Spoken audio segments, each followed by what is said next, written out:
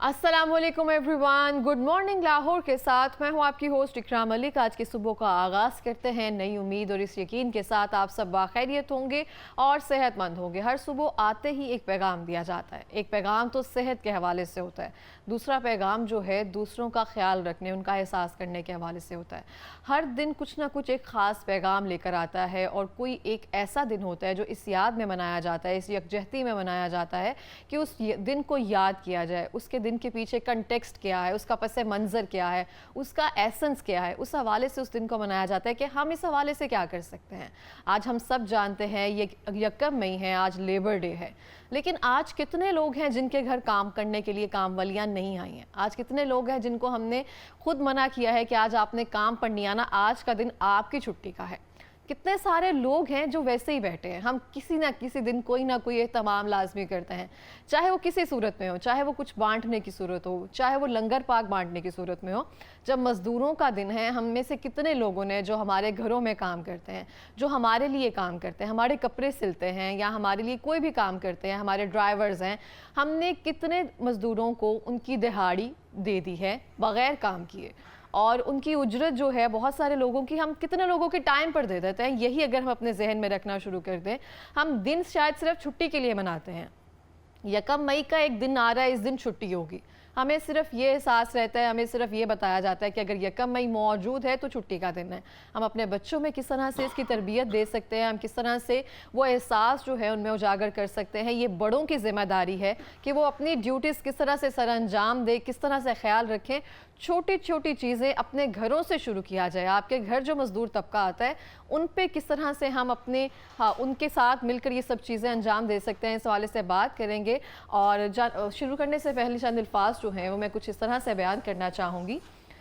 तो कादिरो आदिल है, तो कादिरो आदिल है, मगर तेरे जहाँ में है तल्ख बहुत बंदाए मज़दूर के अफ़कात। इसी के साथ ही प्रोग्राम का बाकायदा आगाज़ करते हैं। प्रोग्राम के पहले सेगमेंट में हम बात करेंगे पाकिस्तान में मज़दूरों को दरपेश मसाइल के बारे में और जानेंगे मज़दूरों के मेयार ज़िंदगी को बेहतर बनाने के लिए किन हुकूमती इक़दामात की ज़रूरत है।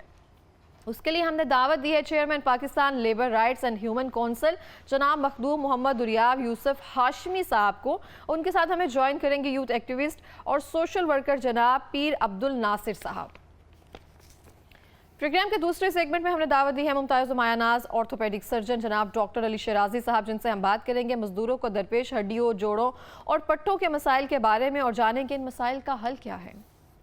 प्रोग्राम के तीसरे सेगमेंट में हमारे साथ मौजूद होंगे मुमताज़ मायानाज माहिर तिब्बे यूनानी और नबी सल्लल्लाहु अलैहि वसल्लम जनाब हकीम मुजम्मिल हुसैन आरिफ रिजवी साहब, जिनके साथ हम बात करेंगे मौसम गर्मा में दरपेश जिल्द के मसाइल के बारे में और जाने के इन मसाइल का आसान हल क्या है। प्रोग्राम के चौथे और आखिरी सेगमेंट में हम बात करेंगे Punjab safe city virtual build banking के बारे में और जानेंगे ये प्रोजेक्ट कैसे लोगों की आसानी के लिए काम कर रहा है।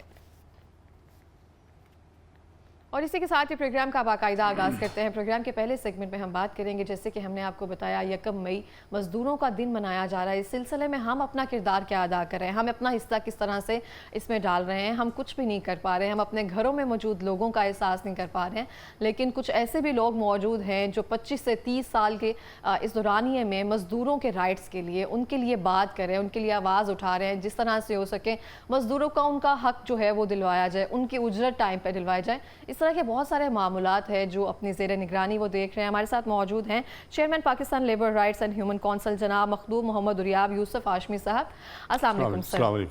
उनके साथ मौजूद है यूथ एक्टिविस्ट सोशल वर्कर जनाब पीर अब्दुल नासिर साहब, जिनको 36 साल का दौरानिया हो चुका है, जो एक फैक्ट्री में काम कर रहे हैं, मज़दूरों के साथ काम कर रहे हैं और उनको लीड कर रहे हैं। और आप दोनों का बहुत शुक्रिया आज इस ख़ास दिन पे प्रोग्राम में आने के लिए। सर, आपसे शुरू करती हूँ मैं कि हम यकम मई को ना हमने सिर्फ छुट्टी के साथ गर्ज कर लिया है कि यकम मई है तो हमारी छुट्टी होगी। यकम मई मनाने का, मज़दूर डे जो है वो मनाने के पीछे पस मंज़र क्या है, इसकी हिस्ट्री क्या है, इसके बारे में अगर आप हमें बताएं। ये एक खौफनाक तारीख़ है अच्छा इसके पीछे, और वो ये है कि जब बैनुल-अक़वामी तौर पर चैम्बर ऑफ कॉमर्स इंडस्ट्रीज़ के लोगों ने सोचा कि उन्होंने मज़दूरों को उनके हकूक़ नहीं देने, इंडस्ट्री से फैज़ याब तो होना है, लेकिन उसका जो सेकंड पार्ट है मज़दूर जिनकी मेहनत से वो प्रॉफिट लेते हैं, वो उनको उनके हकूक से महरूम रखना है।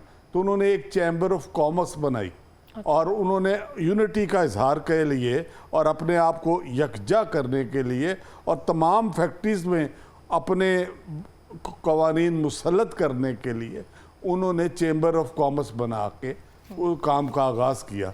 तो मज़दूरों को ने भी उससे इस्तिफ़ादा हासिल किया, शऊर मिला, शऊर बेदार हुआ कि अगर ये इकट्ठे हो सकते हैं तो हम क्यों इकट्ठे नहीं हो सकते। तो 1886 में शिकागो इंडस्ट्रियल हब है अमेरिका का, वहाँ पर मज़दूरों ने पुरअमन तरीक़ से अपनी जिद्दोजहद का आगाज़ किया और पुरअमन होने की निशानी के तौर पर उन्होंने अपने सफ़ेद झंडे, कबूतर और इस तरह की चीज़ें ली और अपने बीवी और बच्चों को साथ शरीक किया मीटिंग में। अच्छा। ताकि ये इम्प्रेशन जाए कि हमको तकरीब कार नहीं, हमको तशद्दुद करने नहीं जा रहे, हम पुरअमन तरीक़ से आजाना तौर पर एम्प्लॉयर को अपने हकूक़ पेश करने के लिए जा रहे हैं। तो अपने बीवी बच्चों को साथ ले लिया, क्योंकि बीवी बच्चों के साथ जब बंदा जाता है तो फिर वो तशद्दुद पर नहीं आमादा होता। लेकिन वो जो सरमाएदाराना सोच है, जो इस्तेसाली निज़ाम का जो इम्प्रेशन है उनके ऊपर वो बैठा हुआ इनमें, उसने उन्हें मजबूर किया और अपने नशे में अपने पैसे, अपने सरमाए, अपनी ताकत और स्टेट की साथ खुशामद और उन स्टेट की पावर का इस्तेमाल नाजायज़ करते हुए उन्होंने मज़दूरों पर गोलियां चला दी।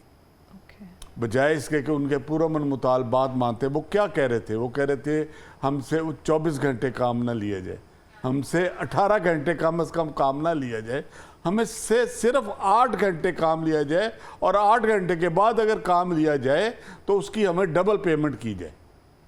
इतनी सी डिमांड थी, लेकिन ये पूरी ना की और उन्होंने उन पर गोलियां बरसा दी और जो बाकी बचे उन्हें झूठे मुकदमा डालकर जेलों में स्टेट की मर्ज़ी के साथ, स्टेट के तामुन के साथ उन्होंने अपने ताकत के पैसे की चमकार में लाकर उनको गिरफ्तार करा दिया। यहाँ तक कि बाकायदा कोर्ट्स ने उन्हें सजाए मौत दे दी और वो फांसी की भेंट चढ़ गए मजदूर लीडर। तो उनकी याद मनाते हैं उस दिन जिस दिन वो पहली दफ़ा इकट्ठे हुए थे। इसकी ये तारीख़ है और ये खूनरेज़ तारीख़ है और ये एक अरसा दराज चलती रही। को तकरीबन 10-12 साल ये जिद्दोजहद मुसलसल होती रही और मज़दूर इसी तरह गिरफ़्तार होते रहे। जब देखा बैनुल-अक़वामी तौर पर चैम्बर ऑफ कॉमर्स वालों ने, एम्प्लॉयर ने, कि भाई ये आग बढ़ती जा रही है, कम नहीं हो पा रही, तो उन्होंने ख़ुद से डिसीजन लिया तबाह बर्बाद होने के बाद कि भाई अब इनको इनके हकूक़ दे देने चाहिए। फिर बनाम सरकार, वहाँ के स्टेट गवर्नर ने ऐलान किया कि हम समझते हैं आपकी तहरीक, आपकी जिद्दोजहद जायज़ थी और आपके साथ जो हुआ है जुल्म हुआ है, हम आपके हकूक़ मानते हैं। वो दिन से, उस दिन से वो आज तक ये बैनुल-अक़वामी तौर पर हर मुल्क उस पर अमल दरामद करता है, छुट्टी का ऐलान करता है और छुट्टी दी नहीं जाती। आज भी लोग बाकायदा, आप भी काम पर आई हुई हैं, हम भी काम पर आए हुए हैं, आज भी प्रोटेस्ट हो रहा है, आज भी लोग रैलियां निकाल रहे हैं, जलसे जुलूस हो रहे हैं, लोग फैक्ट्रियों पर जा रहे हैं और जो बेरोज़गार है वो सड़कों पर बैठे अपने रोज़गार की तलाश कर रहे हैं। मतलब कि इन सालों में, इन दहाइयों में कुछ चेंज एक तरह से नहीं हो सका। कैपिटलिज्म भी उस तरह से है, हम भी उनके हक नहीं अदा कर पा रहे हैं। उसी तरह से है, 40% से ज़ायद बढ़ गई है तादाद, करोड़ों में लोग बेरोज़गार हैं। सतह जो है वो अब उससे बेरोज़गारी की सतह को भी अबूर कर गए हम, इतनी तरक्की कर गए हैं और मज़दूरों के जो कवानीन हैं उस पर अमल दरामद नहीं हो रहा, बल्कि मज़दूर लीडरों को वापडा हो, रेलवे हो, बैंक्स हो, कोई भी सरकारी दौरा हो, नेस्पाक हो, वहाँ से मज़दूरों को टर्मिनेट कर दिया जाता है without notice, without inquiry, without giving any reason. जब चाहता है एम्प्लॉयर उसको टर्मिनेट कर देता है बगैर किसी इंक्वायरी के, और कोई अपील नहीं है। अगर लेबर कोड में, लेबर कोड के जजेस ही मुकर्रर नहीं है और अगर जजेस मुकर्रर हो जाएं तो वो नाम है नेशनल इंडस्ट्रियल रिलेशन कमीशन। मकसद क्या है कि इंडस्ट्री के मजदूरों के साथ रिलेशनिंग को बिल्ड किया जाए, लेकिन बजाय इसके वो लेबर कोर्ट्स का काम फराज सर अंजाम दे रहे हैं, फैसले कर रहे हैं, और मजदूर लीडरों को जो नुमाइंदगी करते हैं जेन्युइन, उनको सजाएं दे रहे हैं। सिर्फ पाकिस्तान के अंदर उन अदारों में ट्रेड यूनियन है जहां पर पब्लिक डीलिंग है, अवाम का राब्ता है, और वहां पर अवाम के राब्ते से वो अवाम से रिश्वत लेते हैं। तो अपनी रिश्वत को बढ़ाने के लिए या अपनी प्रोटेक्शन के लिए उन्होंने ट्रेड यूनियंस रखी हुई हैं, वरना पाकिस्तान के अंदर ट्रेड यूनियंस एलिमिनेट कर दी गई। ठीक है सर, हम इस बात को आगे बढ़ाते हैं। पीर अब्दुल नासिर साहब से मैं जानना चाहूँगी, आपको 36 साल का अरसा हो गया, आप इंडस्ट्री में काम कर रहे हैं, आप भी मजदूरों को लीड कर रहे हैं। जो मसाइल हैं, जैसे सर ने बात की, अभी भी सब चीज़ें वैसे ही हैं, क्या मुलाजमत के उनके जो हुकूक हैं वो उनको अभी भी मिल रहे हैं? देखिए, मैं तो लाहौर रंग का आप लोगों का बहुत शुक्रिया अदा करता हूँ कि आप लोगों ने आज अहम दिन के मुनासिबत से हमें बुलाया।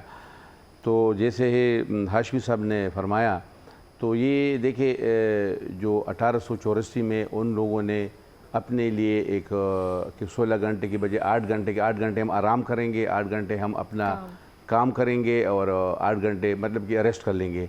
तो 16 घंटे में 8 घंटे हमें, तो उनमें एक सही एक प्रोटेस्ट थी उन भी गोलियां बरसे। उसमें 4 जो मज़दूर थे ना वो हलाक हुए, और उसमें एक पुलिस वाला हुआ। पुलिस वाला तो फिर उन्होंने ऐसा मज़दूरों पे इल्ज़ाम लगाया कि उन्होंने कोई बम ब्लास्टिंग की है, तो उसके बजाय इन्होंने फिर 8 बंदों पे जो है ना फांसी की सज़ा सुनाई। फांसी की सज़ा सुनाई, उसमें से एक जो था ना वो उसने ख़ुदकशी की जेल में। 4 जो थे ना 4 जो थे उनको फांसी दी गई। और 3 जो साहब ने वो हिस्ट्री तो उस तरह से बयान कर दी। आजकल के अगर दौर में मैं बता रहा हूँ ना, 3 जो है ना 3 ने उनको फिर आप आखिर में माफ़ कर लिएगा। उस वक्त से 1899 से ये शुरू है, लेकिन आजकल के वक्त में देखिए हमारे मुल्क में जो है ना मुख्तलिफ़ किस्म के इसके कवानीन और एक्ट बन गए हैं। 1934 में, 1968 में, 1969 में, 1972 में और 2012 में मुख्तलिफ़ किस्म के वो बन गए, एक्ट बन गए हैं। लेकिन अमला दरामद जो है ना सब लोगों ने कर, जैसे बड़ी कंपनियां हैं ना, वो जैसे इसमें जहेज़ के लिए भी बच्चियों को पैसे दिए जाते हैं, मेडिकल भी दिया जाता है, सोशल सिक्योरिटी सिस्टम भी है, लोगों का इलाज भी किया जाता है।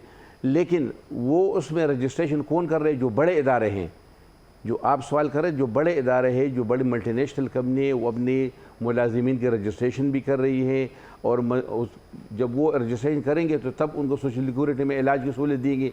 जब रजिस्ट्रेशन नहीं करेंगे तो कैसे सहूलत दी जाए? लेकिन जो छोटी कंपनियां हैं वो बिल्कुल रजिस्ट्रेशन नहीं कर रही है। रजिस्ट्रेशन का मकसद है कि वो पर मंथ कुछ मजदूर से, जैसे UBI है, employees old age benefit institution, उनको बाकायदा पेंशन दिया जाता है 60 साल की उम्र में। लेकिन उसके लिए कुछ एम्प्लॉइज़ और कुछ एम्प्लॉयर से हर महीने पैसे कट जाते हैं। वो रजिस्ट्रेशन बड़ी कंपनी का जो छोटे सतह पे मज़दूर के लिए, वो मज़दूर से काम ले रहे, 8 की बजाय 18 घंटे भी ले रहे हैं। जैसे सर ने बात की ना डबल ओवर टाइम की, कोई ओवर टाइम नहीं दे रहे छोटी कंपनियाँ जो है। तो और हुकूमत की इदारे है, लेबर 1972 में लेबर डिपार्टमेंट बन गई है, लेबर लॉ बन गई है, लेकिन अमल दरामद वाले कोई भी नहीं है। और अगर कोई है कोई, तो वो आपस में मुखा करके ना बात को सरकारी अहलकार और जो इंडस्ट्री वाले, जो छोटे फैक्ट्री वाले लोग हैं, मुखा करके बात को ख़त्म करते और लेबर बेचारा वैसे परेशान है। बिल्कुल ऐसे ही है। अच्छा हाशमी साहब, मैं आपसे जानना चाहूँगी, 25 से 30 साल का अरसा हो गया आप इनके लिए, राइट्स के लिए आवाज़ उठा रहे हैं, तो अगर आज हम 2025 में देखें तो क्या डिफरेंस आया जब से आपने ये काविशें शुरू की थी और आजकल के दौर में? कुछ बेहतरी आई है या आपको लगता है कि मामला जूं के तूं हैं? जिद्दोजहद मुसलसल है जी, और जारी है, और कोई उम्मीद दिखाई नहीं दे रही। और ज़िंदगी के जवानी से लेके हमने जवानी ट्रेड यूनियन को दी है, और उससे लेके आज तक मुलाजमतों से निकाले गए हैं, बेरोज़गार हुए हैं, लोग टर्मिनेट हुए हैं, और उन्हें रीइंस्टेट हम नहीं करा सके अदालतों से। अदालतें भी इंसाफ देने से कासर हैं, क्योंकि उनको डायरेक्टिव आ जाता है, मुल्क के कवानीन का गलत इस्तेमाल हो रहा है। कवानीन मौजूद हैं, इम्प्लीमेंटेशन नहीं हो रही, और अगर इम्प्लीमेंटेशन हो रही है तो गलत हो रही है, मिस यूज़ ऑफ पावर्स है। हेड डिपार्टमेंट्स बना दिए जाते हैं, बड़े बड़े जर्नल्स, और बड़े बड़े लोग अपने जो पार्टी बरसर इक़्तिदार आती है वो अपने लोगों को हेड बनाती है, फिर वो उनके अपने वर्करों को भी निकालते हैं और दूसरों को भी निकाल देते हैं। मुलाजमतों से निकाला जा रहा है, रखा नहीं जा रहा। अनएम्प्लॉयमेंट बढ़ रही है, बेरोज़गारी बढ़ रही है, सतह से ज़्यादा नीचे आ गए हैं हम, और बेरोज़गारी में इजाफा मुसलसल हो। 40% से ज़्यादा लोग सतह आमदन से नीचे हैं। अच्छा, जो एक आम मजदूर बंदा है उसकी एक दिहाड़ी कितनी है? अगर आजकल के दौर में हम महंगाई का अगर तवाज़ुन देखें तो उसकी जो दिहाड़ी है वो इससे मेल खाती है जो आजकल की महंगाई का दौर है? नहीं बेटे, बात यह है कि यहाँ पर तो मैच है ही कोई नहीं ना। यहाँ पर तो कोई वो नहीं है। अगर आपने मजदूर की दिहाड़ी 3000 भी मुकर्रर कर दें तो दे नहीं रहा कोई। वो 200, 500, 600 और 700 पे काम कर रहा है। इसी तरह जहाँ पर 3000 मजदूर काम कर रहे हैं तो 10 की सोशल सिक्योरिटी हो रही है और रजिस्ट्रेशन हो रही है। लीगलाइज तरीके से 10 लोगों की रजिस्ट्रेशन है, 10 के कवानीन के पर इम्प्लीमेंट हो रहा है, और 2500 पौने 3000 बंदे से काम जबरन लिया जा रहा है। 400-500 और 18, हाँ हैं। जी, इस तरह लोगों से काम लिया जा रहा है और डबल स्टैंडर्ड है, डबल और रजिस्ट्रेशन लोग है। मजबूर हैं। और सरकारी जितने मुलाजमीन हैं टोटल, चंद एक निकाल के अल्लाह के बंदे जो वो भी जहादी कर रहे होंगे, उनको निकाल के बाकी सब रिश्वत लेते हैं और कोई लेबर वेलफेयर नहीं हो रही, कोई नेशनल इंडस्ट्रियल रिलेशन कमीशन काम नहीं कर रहा, कोई लेबर वेलफेयर का अदारा काम नहीं कर रहा। मरियम नवाज साहिबा बड़ी एक्टिव हैं, काम कर रही हैं, बड़ी स्पिरिट के साथ काम कर रही हैं और चाहती हैं पंजाब की डेवलपमेंट के लिए सरगर्म अमल है। लेकिन जैसे ही वो पीछे हटती हैं फिर सफाया हो जाता है। सब दिखावे का काम हो रहा है, इम्प्लीमेंट नहीं हो रहा, प्रैक्टिकली काम नहीं हो रहा, लगातार काम नहीं हो रहा। लोगों को रोज़गार से, मुलाजमतों से निकाला जा रहा है। ठेकेदारी सिस्टम है, रेगुलर लोगों को नहीं किया जा रहा। आपको कोई जॉब की वो नहीं है कि सिक्योरिटी नहीं है कि आपने सुबह ड्यूटी पर आना है कि नहीं आना, जब चाहे एम्प्लॉयर आपको टर्मिनेट कर सकता है। तो ये रवाज है, और जो इसके लिए स्टैंड लेता है उसको झूठे मुकदमात में जेल में भेज देते हैं, झूठे मुकदमात बनाए जाते हैं और कोई पूछने वाला नहीं। अदालतें भी ज़मानत नहीं लेती, अदालतों में भी इंसाफ नहीं है। सही हो गया। सर, आपसे जानना चाहूँगी, मजदूरों की जैसे आपने कहा वेलफेयर के लिए कुछ भी नहीं किया जा रहा, उसके लिए मज़ीद क्या इकदाम किया जा सकते हैं? इनको कैसे बेहतर किया जा सकता है with the help of government? देखिए, गवर्नमेंट ने जो कानून बनाए हैं ना, अगर उस पर सख्ती की जाए, जैसे अभी सर ने बता दिया कि जो तनख्वाह अभी हुकूमत ने मुकर्रर की 37,000 रुपये, लेकिन 37,000 रुपये पर लेबर पर डे किसको दिया जा रहा है? कंट्रैक्टर को, ठेकेदार को। फिर ठेकेदार की अपनी मर्जी हो कि आगे कितना दिया जाता है। अगर कोई कंपनी का मालिक ठेकेदार को दे रहा है, अगर उसके पास 100 मुलाजिम है तो उस हिसाब से वो ठेकेदार को दे, लेकिन ठेकेदार आगे नहीं दे रहा है। तो गवर्नमेंट को चाहिए कि ठेकेदारों के ऊपर नज़र रखे। जो लेबर डिपार्टमेंट है वो उनके साथ मुख मुखा नहीं करे, वो उनके साथ भी वो मुख मुखा कर रहे हैं कि उनकी बाकायदा अगर कोई बीमार हो जाए, कोई एक्सीडेंट हो जाए, कोई वो नहीं है। तो मतलब कि ये तब होगा जब वो जो लेबर डिपार्टमेंट है वो अमली मुजाहरा करे। जैसे उन्होंने मरियम नवाज़ की बात की, बिल्कुल अच्छी बात है, वो मज़दूरों के लिए जगह जगह जा रही है, हर जगह पे काम कर रही है, लेकिन जो नीचे जो लोग हैं ब्यूरोक्रेट, वो मतलब कि सिर्फ वो एक मीडिया के हद तक है, प्रैक्टिकल वो चीज़ इम्प्लीमेंटेशन नहीं हो रही है। देखिए, ये तो एक बहुत अच्छी किस्म के वो है। हमारे मज़हब ने, हमारे हुजूर सल्लल्लाहु अलैहि वसल्लम ने क्या फरमाया? हुजूर सल्लल्लाहु अलैहि वसल्लम फरमाया कि उस मज़दूर को उसकी उजरत उस वक्त तक दो जब तक उसका पसीना खुश्क ना हो, इतना। दूसरी बात है कि ये जो आपके मातहत है, ये हदीस है कि ये आपके भाई हैं, कि जो खाना आप खा रहे हो उनको भी दो, जो आप पहन रहे हो उनको दे दो। लेकिन हम लोग तो न मज़हब की तरफ जा रहे हैं, न हुकूमत के जो कवानीन उसकी तरफ से, मतलब कि हम तो बिल्कुल एक बरहनाम एक। हालांकि दूसरे मुल्कों में हमारे दोस्त है, जानने वाले, दूसरे मुल्कों में जो मज़दूर का जो हक़ है उसको बिल्कुल उस तरह दिया जाता है जैसे हमारे हदीस शरीफ में है कि उसकी पसीना खुश्क होने से पहले। हुकूमत को चाहिए, अगर जो सूबाई हुकूमत है, वफाकी हुकूमत है, कि लेबर डिपार्टमेंट के जो कवानीन बने हैं 1934 में, 1965 में, 1969 में, 1971 में, 2012 में, उस पे अमली मुजाहरा करे, तब मतलब कि मजदूर को उसका हक मिलेगा। बिल्कुल इस तरह से। और ये हम पे भी जिम्मेदारी आयद होती है। हम किसी अच्छे बड़े रेस्टोरेंट में जाकर खाना खा लेते हैं, लेकिन जब बाहर आते हैं तो बहुत सारे लोगों से बार्गेनिंग कर रहे होते हैं। इवन रिक्शा ड्राइवर्स जो होते हैं, हम उनको लगता है कि हमें ये बहुत ज़्यादा पैसे मांग रहे हैं, उनकी जो मुकम्मल उजरत है हम वो देते हुए भी कतराते हैं। और ये हम पे डिपेंड करता है हम किस तरह से दूसरों का एहसास कर रहे हैं। सर, मैं आपसे जानना चाहूँगी, लेबर लॉज आपने कहा कि इम्प्लीमेंटेशन नहीं है किसी भी चीज़ पर, अगर है तो वो दुरुस्त नहीं है, अनजस्टिस है। लेबर लॉज बेसिकली क्या है और ये किस तरह से इम्प्लीमेंट होते हैं? पाकिस्तान की तारीख में पहली बार जुल्फ़िकार अली भुट्टो के दौरे हुकूमत में ट्रेड यूनियंस को रजिस्ट्रेशन का हक दिया गया, लेबर लॉस बनाए गए, मज़दूरों की वेलफेयर के लिए कवानीन बनाए, लेकिन जहाँ जहाँ मज़दूर ताकत में था और ज़्यादा तादाद में था वो ज़बरदस्ती अपने हकूक़ ले गया। लेकिन जहाँ पर सरबनाम सरकार सरकारी महकमों ने अमल दरामद करके कवानीन का इतलाक़ करना था, वहाँ पर उसका इतलाक़ नहीं हो सका। पूरे पाकिस्तान में मज़दूरों को मुलाजमतों से निकाल दिया गया, बेरोज़गारी में इजाफ़ा किया गया। मुल्क के नौजवान नस्ल को, लड़के हैं या लड़कियां हैं, आगे डिग्रियां उनके हाथ में है, मुलाजमतें नहीं हैं। बिल्कुल ऐसे। ये एटम बॉम्ब्स की ज़रूरत नहीं, हम ये एटम बॉम्ब बन गए हैं। ये बच्चियां और ये बच्चे या नशा कर रहे हैं या बेरोज़गारी का शिकार है और सड़कों पर निकले। माँ बाप उनको मीट भी नहीं कर सकते, उनके एक्सपेंसेस वो कहाँ से दें? माँ बाप का तो अपना गुजारा नहीं हो रहा। सर, हम देखते हैं दूसरी कंट्रीज़ में हेल्थ इंश्योरेंस जो है वो मौजूद रहते हैं, बच्चों के जो अखराजात होते हैं वो पूरे किया जाता है। यहाँ पे तो जैसे आपने कहा कि कह तो दिया जाता है कि इतनी मजदूरी होगी, इतलाक भी हो जाता है, लेकिन अमल दरामद तो होता नहीं, कोई देता नहीं। रजिस्ट्रेशन वाली बात मुझे आज समझ आई है कि ऐसे होता है 10 मजदूर रजिस्टर किए, बाकी सारे वो 400-500 रुपये में काम कर रहे हैं, और ये इंतहाई गलत बात है। और हमें समझना चाहिए कि हम कहाँ पर रिलाई करें और कहाँ पर मौजूद है। फिर हम कहते हैं कि हम पे ये सब चीज़ें मुसल्लत की जा रही हैं, हम पे ये महंगाई आ रही है, अजाब आ रहे हैं। हम किसी को जब किसी का हक ही नहीं अदा कर पा रहे तो हम कैसे सोच सकते हैं कि हमारे लिए बेहतरी होगी? तो सर, इसकी बेहतरी के लिए क्या जो है एसओपीज़ रखने चाहिए, क्या कहते हैं, एग्जीक्यूशन अच्छी होनी चाहिए, नज़र रखनी चाहिए, क्या करना चाहिए? एक्चुअली आपका बहुत खूबसूरत सवाल है और हालात हाज़रा के मुताबिक आपने दुखती नब्ज़ पे हाथ रखा है। लेकिन बदनसीबी ये है कि हम खुद से, हमारे हुक्मरान भी कुछ नहीं कर पा रहे और ना कर सकते हैं, क्योंकि IMF के हम मतहत हो गए। IMF अपने यहाँ पर कवानीन नाफज करती है और जिन मदों में वो पैसे देते हैं, फंड्स देते हैं, उन मदों में पैसा खर्च होता है। आप वेलफेयर के लिए खर्च ही नहीं कर सकते, आप एजुकेशन के लिए खर्च ही नहीं कर सकते, आप इस्लाहात के लिए खर्च ही नहीं कर सकते, आप इस्लाहात नाफज नहीं कर सकते।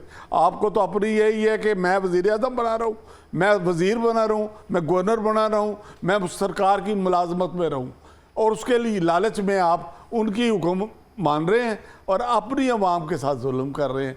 हाँ, आप आवाम की वेलफेयर का नहीं सोचा जाता। ये तो वेलफेयर स्टेट बनाए जाए, पाकिस्तान को वेलफेयर स्टेट बनाया जाए, इस्लामी रियासत जिस तरह कहते हैं उसको प्रैक्टिकली वो शेप दी जाए, जो पता लगे, लोग मिसाल दें कि ये इस्लामी मुल्क है। यहाँ पर आप तो जो कुछ है वो अमेरिका का और बरतानिया का और तरक्की याफ्ता ममालिक को हम कॉपी कर रहे हैं। पाकिस्तान के अंदर जो कवानीन बन चुके हैं उन पर अमल दरामद नहीं हो रहा। सिंपली अगर मौजूदा गवर्नमेंट पाकिस्तान के बनाए हुए कवानीन पर अमल दरामद सख्ती से करे, रिश्वतें ना लें, इम्प्लीमेंटेशन के नाम पर और रिश्वत बढ़ा देंगे, वो ना करें, प्रैक्टिकली इम्प्लीमेंट करें, तो कवानीन मौजूद हैं, अमल दरामद नहीं। बिल्कुल ऐसे हैं। सर, आपसे जानना चाहूँगी, काम की जगह पर हम बात करते हैं, मज़दूरों की जो ज़िंदगियाँ हैं उनकी ज़िम्मेदारी कौन है, उसका तहफ़्फ़ुज़ कौन देता है? अगर किसी जगह पर काम करते हुए किसी मज़दूर का खुदा ना खास्ता इंतकाल हो जाता है, कोई चोट लग जाती है, बहुत सारे हम ड्राइवर्स वगैरह देखते हैं, कोई ऐसा हादसा हो जाता है तो बहुत सारे लोग जान छुड़वा लेते हैं, उनके घर पीछे पूछने वाला पुरसाने हाल कोई भी नहीं होता। तो ये SOPs कहाँ बनेंगे, उनकी जिम्मेदारी कौन लेगा? वो देखिए, लेबर लॉ जो है ना उसमें SOP है। अगर वो रजिस्टर्ड है ना, जहाँ पर वो काम कर रहे हैं, जिस इदारे में वो काम कर रहे हैं, उसकी रजिस्ट्रेशन है। Employees old age benefit situation में तो बाकायदा पेंशन भी दिया जाता है। सोशल सिक्योरिटी में अभी कुछ अरसा बाद हमारा एक मजदूर इस तरह का, उसका इंतकाल हुआ अचानक, उसके फैमिली को 5 लाख रुपये दिए गए गवर्नमेंट ऑफ पंजाब ने। असल जो मसला है ना, जो हम आज जिस दिन में मज़दूरों के हक़ूक़ के वाले से बात करें ना, लेकिन आपने देखा होगा कि इस रोड पे, इस होटलों में 18 साल से कितने कम बच्चे कितने काम कर रहे हैं, चाइल्ड लेबर हो रही है, इस पर कोई तवज्जो नहीं है। छोटे छोटे बच्चे, जब या तो ऐसा हो जाए कि जो बच्चा इधर किसी अपने वालिद के साथ दुकान पे काम कर रहे, सुबह के टाइम में 2-3 घंटे वो अपने एजुकेशन की तरफ से, तो जब ये इस तरह एजुकेशन नहीं हो रही है और इस तरह छोटे जब लेबर से, यही जो आजकल जो आप देख रहे हैं, जो बम ब्लास्टिंग में हो रहे हैं, जो अगवाकार हो रहे हैं, जो डकैती हो रही है, यही तालीम की कमी की वजह से। क्योंकि छोटी उम्र में उसको इस काम पे लगाया जाता है, तो तालीम नहीं होने की वजह से तो चाइल्ड लेबर बहुत ज़्यादा है पाकिस्तान में, इस पर कोई तवज्जो नहीं दे रहा है, चाहे वो देहातों में है, चाहे वो गाँव में है, चाहे शहरों में है, चाहे बड़े शहरों में, हर जगह पे। अभी आप रोड पे निकले, आप चिंची चला रहे हैं, उसका शनाख्ती कार्ड नहीं बना है, उसका ड्राइविंग लाइसेंस नहीं बना है, और उससे इतना धुआं निकल रहा है, पोल्यूशन हो रही है, फ्रस्ट्रेशन हो रही है, सारा मतलब कि ये हुकूमत की जिम्मेदारी से। दूसरा, मैं आपकी तवज्जो एक और प्रोग्राम के वसात से करूँगा कि ये जो हम शिकागो की बात कर रहे हैं, ये शिकागो 1886 से पहले भी ये दिन मनाया जाता था। वो फ्लोरा नामी एक कदीम यूनान में एक देवी थी, उसकी शादी हुई थी एक हवा की देवता से, उस खुशी में भी ये दिन मनाया जा रहा था। और अभी भी यूनान के कई शहरों में, यूरोप में, ये जो जैसे मई का दिन आ जाता है ना, तो फ्लोरा के नाम से एक मेला लगता है, तो ये पहले भी मनाया जाता था। इसका पोशीदा ये है, और ज़ाहिरी जो शिकागो का ये है, तो ये पहले भी मतलब कि 1825 से पहले भी ये दिन मनाया जाता था। तो हमें चाहिए कि गवर्नमेंट को चाहिए कि जो चाइल्ड लेबर है इस पर खुसूस तवज्जो दे। दूसरे जो ऑर्गेनाइजेशन है इसमें बहुत तंजीमें भी काम कर रही है, लेकिन ज़्यादातर सेमिनार तक और ट्रेनिंग तक और वर्कशॉप तक बात है। सेमिनार में आ गए, बड़े बड़े होटल में लोग बैठ गए, तकरीरें की, खाने खाएं, चाय पी और बात ख़त्म। मतलब प्रैक्टिकल काम होना चाहिए, प्रैक्टिकल होना चाहिए। सर, मैं लास्ट मिनट है, आपसे कहना चाहूँगी, जो भी पैगाम देना चाहें आप गवर्नमेंट को या उनसे कुछ कहना चाहें वो आप कह सकते हैं। हम ये अर्ज़ करेंगे जी कि जो पाकिस्तान में इस वक्त जिस तरह मरियम नवाज साहिबा काम कर रही हैं, अगर वो थोड़ी सी तवज्जो मज़दूरों की तरफ भी दें, किसानों की तरफ भी दें, किसान रुल गया, मज़दूर मर गया, तो इन पर ये ज़िंदा रहने का हक़ इनको दे दिया जाए। वो ज़िंदा रहने का हक़ भी नहीं है जो मज़दूरों को मिल सके। और उनकी तनख्वाहें, जो महंगाई है, उस जिस तरह महंगाई बढ़ी है उसी तनासब से जिस तरह सोने का रेट बढ़ रहा है, सोने के रेट के मुताबिक मज़दूरों की तनख्वाह भी मुकर्रर की जाए और फिर उस पर अमल दरामद कराया जाए। ये नहीं कि अमल दरामद ना हो, अमल दरामद रजिस्टरों में हो और प्रैक्टिकली उसकी शक्ल ना दिखाई दे। अब किसी प्राइवेट अदारे में लेबर लॉस पर अमल दरामद नहीं हो रहा, लोग 12-14 घंटे काम कर रहे हैं, अपने बीवी बच्चों को भी नहीं मिल सकते। सर, प्राइवेट कॉर्पोरेट इदारों में तो 16-16 घंटे काम करवाया जा रहा है, काम लिया जाता है। उस तरह से सुबह जाते हैं 6 बजे 7 बजे मुलाजमत पे, और रात को 10 बजे उन्हें वो भी थोड़ा सा टाइम। मकसद ये है कि इम्प्लीमेंटेशन होनी चाहिए। अब देखें, यहाँ पर कहते हैं चाइल्ड लेबर का मसला है। चाइल्ड लेबर अगर ना कराए तो बेरोजगारी में और इजाफा हो जाएगा। लोगों ने 9-9 10-10 बच्चे पैदा किए हुए हैं, कोई इम्प्लीमेंटेशन, कोई उसको प्रैक्टिकल शेप ही नहीं है। आपने कोई कवानीन नाफज ही नहीं किए कि भाई 2-4 बच्चे हों, खुशहाल गिराना हो, नहीं 10-10 बच्चे हैं। और अब 10-10 बच्चे अगर रोजगार पर नहीं जाएंगे, सुबह वो पैसे नहीं लेके आएंगे, तो बाप खुदकशी करके मर जाएगा। बाप के पास एक्सपेंसेस नहीं है कि वो मीट वीट कर सके इस महंगाई को, ना माँ कर सकती है। नतीजा है माँ भी निकली हुई है सड़क पे, बाप भी निकला हुआ है सड़क पे, बच्चे भी निकले हुए हैं सड़क पे, और रात को पूरी नहीं पड़ रही महंगाई। आपके पास इस वक्त हालात ये हैं कि सुबह के नाश्ते के पैसे नहीं हैं लोगों के पास, दोपहर के खाने का तो दूर की बात। दोपहर को अगर खाना खा लिया है तो मेहमानों से लोग कतई नजर करें। आगे मेहमान को बाइस रहमत समझा जाता था, अब बाइस रहमत समझते हैं, कहते हैं या अल्लाह कोई ना आए। तो ऐसे हालात हैं। हम लोग होटलिंग करते थे, जाते थे, खाते थे, तनख्वाहें भी मिलती थी। अब ना तनख्वाहें मिलती हैं, ना खा सकते हैं, ना होटल जा सकते हैं। तीली दांतों में डाल के ये शो कराते हैं कि हम होटल से आए हैं, खा रहे हैं। ऐसे ही है। सर, मैं आपसे जानना चाहूँगी, जैसे आपको इतना अरसा हो गया है काम करते हुए, तो मज़दूरों की सारे तल्ख ज़िंदगियाँ जो हैं वो आपके सामने सबकी मौजूद रहती हैं। कोई ऐसा हादसा या सान्या पेश आया कभी, कोई मज़दूर, जैसे हम ऐसे अखबारों में या देखते रहते हैं बहुत सारी चीज़ों में, हमारे सामने चीज़ें आती रहती है कि फ़लाँ ने खुदकुशी कर ली, आपने बच्चों का पेट नहीं पाल सका, तो ऐसा कोई इंसिडेंट है जिसने आपको बड़ा परेशान किया? आपने बहुत ज़बरदस्त बात कर दी है, दुखी बात है ये बात। पूरे पाकिस्तान के तमाम सरकारी इदारों में, इवन बापडा में भी, जो हार्ड एरियाज हैं, मजदूर जो पहाड़ के ऊपर पोल लगा रहा है, उसको मेडिकल की फैसिलिटी नहीं है। आपके ये जो गली में रोज रात को 10,000 और 20,000 रिश्वत के कमा के लेके जाते हैं लाइनमैन और दूसरे लोग, इनकी तनख्वाहें ज़्यादा हैं। जो हार्ड एरियाज में काम करते हैं, जो ये बॉर्डर एरियाज में काम कर रहे हैं, पोल की इरेक्शन करते हैं और ऊपर से गिर जाते हैं, वो कहते हैं ये हमारा एम्प्लॉई नहीं है। तमाम अदारे रेलवे क्या, वापडा क्या, बैंक्स क्या, जो मर जाता है उसको ऑन ही नहीं करते। चंद एक दिखाने के लिए, जो अगर किसी ने पूछ लिया किसी का मामू चाचा कोई रिश्तेदार मिनिस्टर है तो उसकी भाग दौड़ वहाँ, तो उसने कहा इंक्वायरी करा दी, तो उसको चेक भी पेश होता है, उसको सारे पैसे भी दिए जाते हैं, लेकिन प्रैक्टिकली इसको प्रैक्टिकल नहीं बनाया जाता, प्रैक्टिकली नहीं डील किया जाता, लोगों को उनके हकूक नहीं दी, मेरिट पे तरक्कियाँ नहीं दी जाती डिपार्टमेंट्स में। आपकी प्रमोशन का राइट है, आपको भीख मांगनी पड़ती है कि भाई मुझे प्रमोशन, क्यों ना मुझे मेरी सर्विस के, मेरी क्वालिफिकेशन के हिसाब से मुझे तरक्की मिले, नहीं मिलती। आप अगर मर गए हैं काम के दौरान तो आपको वो सारे वाजबात मिलने चाहिए, आपकी बेवा को मिलने चाहिए, नहीं मिलते। यहाँ पर इम्प्लीमेंटेशन नहीं है और किसी की सोच भी नहीं है कि उन्होंने लेबर वेलफेयर का काम करना है, मज़दूरों की वेलफेयर के लिए करना है, किसानों की वेलफेयर के लिए करना है, मजलूम तबकात के लिए काम करना है। नहीं, मैं वज़ीर आला रह जाऊँ, मैं वज़ीर आज़म रह जाऊँ, मैं वज़ीर रह जाऊँ, मैं गवर्नर बना रहा हूँ, इसके लिए बैनुल-अक़वामी तौर पर हम लोग एजेंट बने हुए हैं, वो हमसे वो रूल कर रहे हैं, हम उनके ज़ेर ताब हैं और आवाम का बुरा हाल है और आवाम का कोई पुरसाने हाल नहीं। यहाँ पे एक चीज़ जो है मुझे लगता है बड़ी ज़रूरी है, वो कहना है यूनिटी, फेथ और डिसिप्लिन, ईमान, इत्तेहाद और तंजीम। जी। ये सब चीज़ें अगर वहाँ पे अप्लाई होना शुरू हो जाए, अगर हमारे ईमान की ताकत इतनी मजबूत हो कि सब हमारे और यूनिटी में हम रहें कि अपना अपना सोचा जाए, लॉन्ग टर्म प्लान्स रखे जाएँ दूसरों के लिए, आवाम की फलाह व बहबूद के लिए, ना कि अपनी ज़ाती मफादात के लिए। सर, आप भी इंडस्ट्री में काम करते हैं और आपके साथ जो मज़दूर तबका मौजूद होता है उस हवाले से बात करते हैं, मगर ब्रेक के बाद आते हैं हम और मिलते हैं ब्रेक के बाद, हमारे साथ रहिए।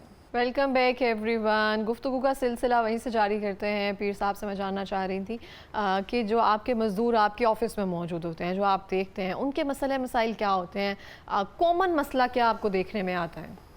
कॉमन मसला ये है कि मतलब कि अगर वो है आने जाने का मसला होता है, मतलब कि हर किसी के पास इतने पैसे तो नहीं होते कि बाइक ख़रीद ले, तो मतलब कि जो इंडस्ट्रीज़ है तो उनको चाहिए कि पिक एंड ड्रॉप दे दे मज़दूरों को, साथ जो है जो पानी है, मतलब कि मज़दूरों को साफ़ पानी भी मुहैया नहीं किया जाता। आम जो नलकों का पानी, उससे बेशुमार बीमारियाँ हो जाती है।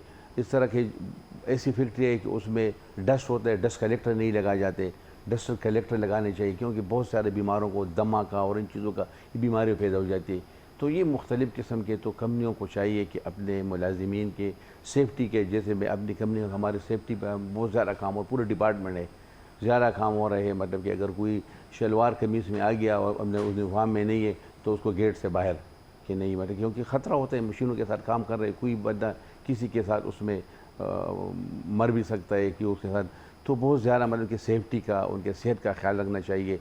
दूसरा ये कि मज़दूर जो है ना उनके साथ अच्छे अखलाक से, जैसे हमारा मज़हब हमारे सिखा रहे, बाज़ मैनेजर होते हैं, बाज़ डायरेक्टर होते हैं, वो जो मज़दूरों के साथ उनके रवैये, मतलब कि उनके साथ जो हमारे मज़हब में कि अच्छे तरीके से बात हो जाए, उनके बच्चों के स्कूल के हवाले से, उनके सेहत के हवाले से, उनके मतलब बहुत बीमार होते हैं, बहुत लोग ऐसे होते हैं उनके कैंसर होते हैं, तो फिर वही जो बड़ी मतलब ऐसे कंपनी छोटे छोटे, पता नहीं अभी कैंसर पे कितना खर्चा हो रहा है लाखों के हिसाब से, तो जो बड़ी कंपनी है वो तो या सोशल सिक्योरिटी है वो कर रहे हैं, जो नॉन रजिस्टर ऐसे है ना वो बिल्कुल इसका चीज़ का ख्याल नहीं रख रहे, तो उनके सेहत का, उनके सेफ्टी का बहुत ज़्यादा, कई दफ़ा हमने मुख्तलिफ लोग देखे कि उनके पाँव कट गए, उनके हाथ कट गए मशीनों में, कोई वो नहीं है।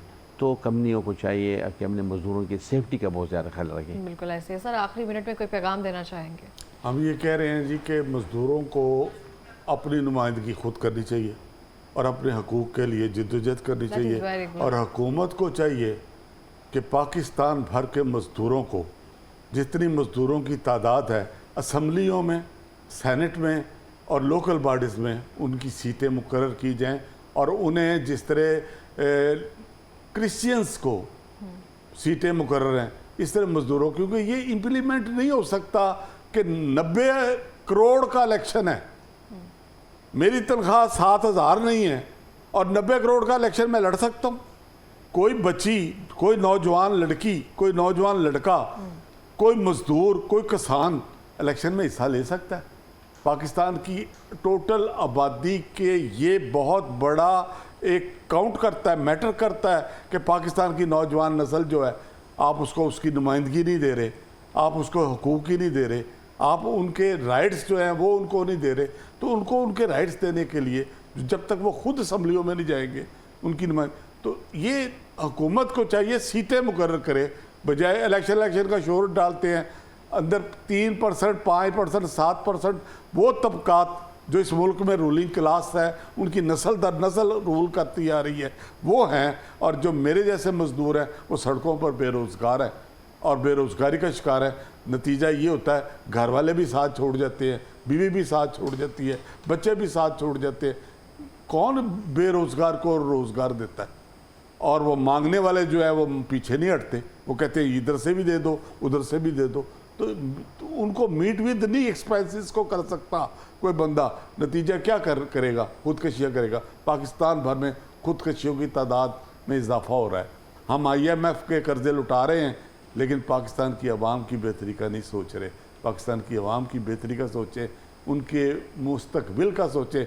नौजवान नस्ल के पास सेहत की सहूलत मैसर नहीं है, बच्चे स्कूल जाने की नहीं है, 100% से ज़्यादा बच्चा स्कूल ही नहीं जा सकता। बिल्कुल ऐसे ही है। आपको सर ख्याल- आप लास्ट मिनट में कुछ कहना मैं चाहेंगे? बस आखिरी मज़दूरों को एक शेर पेश Dedicate करूँगा करना इस UBMI के हवाले से कि इस शहर में मज़दूर जितना दर बदर है, इस शहर में मज़दूर जितना दर बदर है, जिसने सबके घर बनाए उसका अपना घर नहीं है। बहुत ही वस्सलाम। खूबसूरत बात, बिल्कुल इस तरह से है। आप दोनों का बहुत शुक्रिया प्रोग्राम में आने के लिए। Thank you। सर आपको अप्रिशिएट करना चाहेंगे, जितने सालों से आप इनके ह्यूमन राइट्स के लिए और लेबर राइट्स के लिए काम कर रहे हैं, उसके लिए बहुत सारी अप्रिसिएशन है सर आपके लिए। और जितने भी मजदूरदार तबका है उन सबको सलाम पेश किया जाता है और आप सबसे गुजारिश की जाती है, आपके इर्द गिर्द रहने वाले जो भी लोग मौजूद हैं, हम कहते हैं कि हम कैसे बड़े लेवल पर जाकर काम कर सकते हैं, लेकिन चैरिटी बिगिंस एट होम। अगर आप अपने घरों से ये काम करना शुरू करेंगे तो मुझे लगता है तब्दीली आ सकेगी। मिलते हैं ब्रेक के बाद, हमारे साथ रहिए।